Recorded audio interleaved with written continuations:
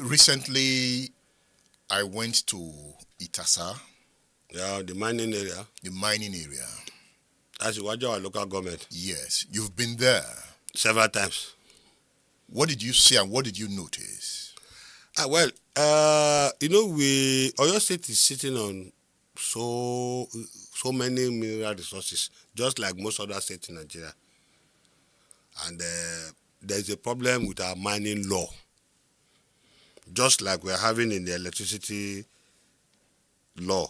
That's just been gradually they're working on it. It has always been an exclusive area for the federal government. Mining is still an exclusive area for the federal government to date. We started working on that, if I'm not mistaken, since 2021, later part of 2021. But the serious work, championed by His Excellency again, by His Excellency Engineer Shemakinde, started in February 2022, focusing on the reserve area around Igbeti, that's Oloyinka, Orolope, and Kishi, that's Irepo. These three local government. That's why you have the reserve, that's Oyo National Park. Within the Oloyinka local government alone, that's Igbeti. Out of 2,500 square meters that the entire reserve in Oyo State has, Oloyinka alone has over 1,000 square meters. So there's a lot of illegal mining activities going on here. It got to a point whereby you even see some Chinese nationals within this area. People from Mali, from Niger, other people from Nigeria, Kebbi, Nasarawa State, Sokoto, all this around you have found in there. When you see somebody from Niger coming into Ilela, into Sokoto, you hardly distinguish. If you see somebody from Maradi entering to Katsina, to our own area here, you hardly distinguish if it's a Fulani man, if it's an Hausa.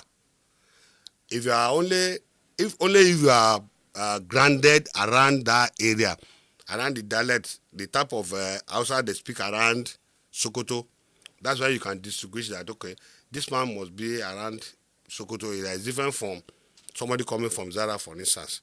The dialect is quite different, though they speak the same Hausa. So, and people across the region to the other side, it's the same thing. They share a common cultural affinity. So it's difficult to say this man is from here. If he lives in somebody from Niger, if he gets to this part of the country, you might not know that it's not from Sokoto. If you claim to be from Sokoto, it's difficult for you to say, okay, he's not a Nigerian. Is the mining site attracting them? Of course. From Niger, from Niger State, around Kanji, you can come into Bogu side, that's Kama side. And from Kama, you come into Irepo, Kishi side. Bush parts? Yes, with bike. There are some areas that are even motorable. You come into Irepo in Kishi. From Kishi now, you are entering the reserve through Folon in Kwara State or through Bani. And a lot of illegal mining activities. A lot of illegal mining activities are happening around this area. From what I saw in Itasa, Yeah. at some point I got scared. Yeah. The large number of young men I saw, and most of them look like those from the north. Of course. Basically, most of them are from the north. How come they are mostly from the north? How are Yoruba persons not involved in this mining? There are collaborators. I can tell you of anywhere in Oyo State where you see mining this, there are collaborators. It's not just even ordinary people. Now, does those illegal mining create insecurity around those zones? Of course now. Of course.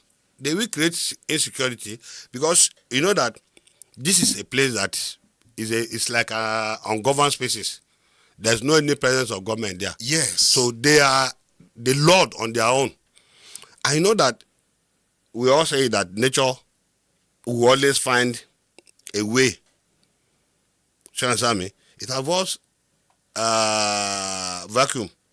Whereas wherever there's a vacuum, those who are around there want to seize the opportunity to. So if you don't have presence of government, already you are creating a vacuum.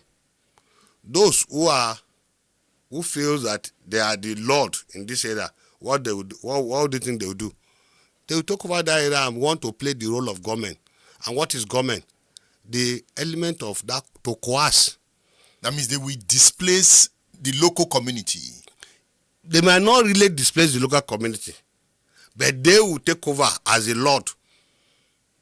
Where there is absence of anything, the element of government, that coercive, they can overrun the community. Of course, look, there's the community in that area. It's not that there's a community. It's complete forest. And they are building houses. The houses you find there are makeshift houses. So when we saw... Have you been to Maraba? What you saw in Itasa is different from what you see in what do you call it? In Igbeti, inside the reserve. If you get to an area like Baba Agbori, which is at the fringe of the mortuary, what we call mortuary is the actual mining site. And why is it called mortuary? There are pits that have been dug, the mining pits that have been dug, that have been abandoned. Some are as deep as maybe 100 and something feet. Anybody that falls in is not likely to come out. And sometimes when there is fight in between them, it becomes a burial ground. When we moved into Itasa, at some point, we used the drone to see inside the bush. Yeah. Commandant, I'm afraid. I feel there are guns there.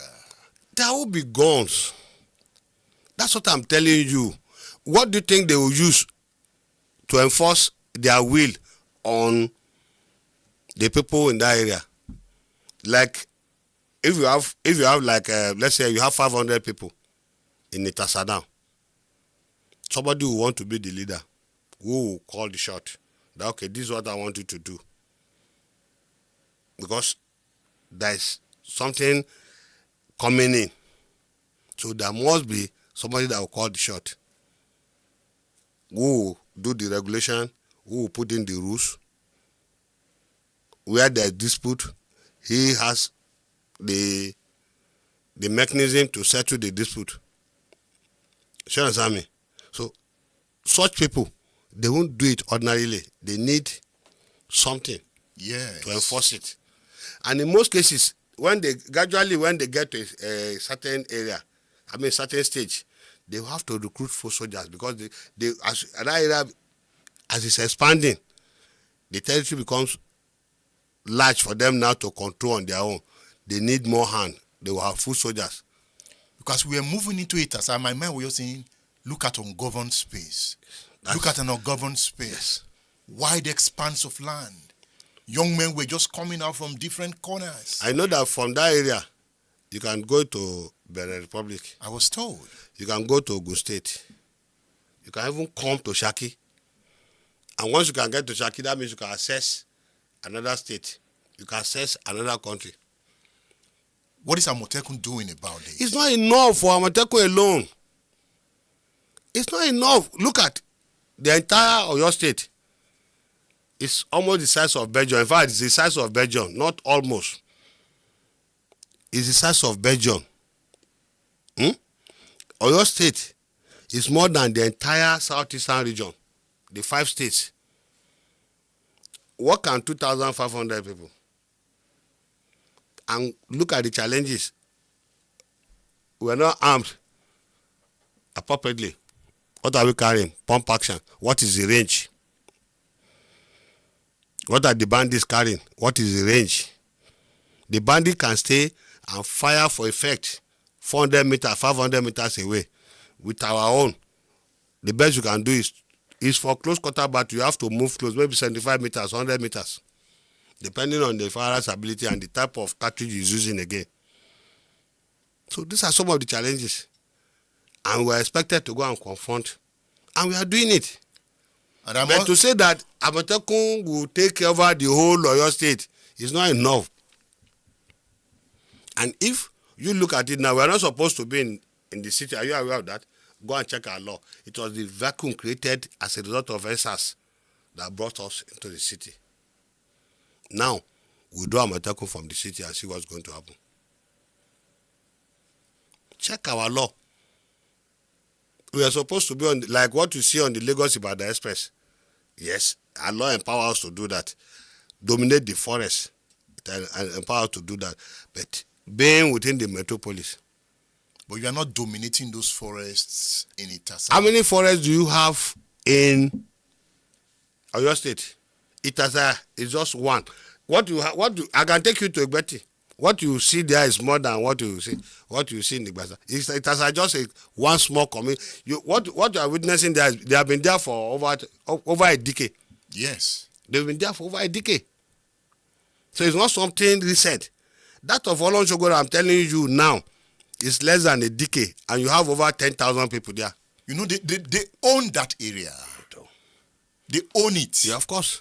You know, but I need to tell you that your boys that followed us into Itasa did wonderfully. Thank you. They were so professional in the way they handled the situation that was almost becoming volatile. That's as a result of the training that they have been given. That's the impact of the training they have been given. And the way they positioned themselves. Of course. You know, they were well positioned. Because they are there to save you. If there's anything that's going to happen to you, you now see them coming in. The threat has not gotten to a level where they have to come in. That's why the position itself is just a way to manage the situation. If it's going to escalate more than that, they have a job. Because they are there to ensure that you are safe so I can do your job. It's like that. I could see the training. I could see the way they handled the situation. Thank you. Well done. Thank you. But we have a work at hand. There's no doubt about that. Security is not just for one organization or one. Look at how long have the police been there. Today, they still have challenges.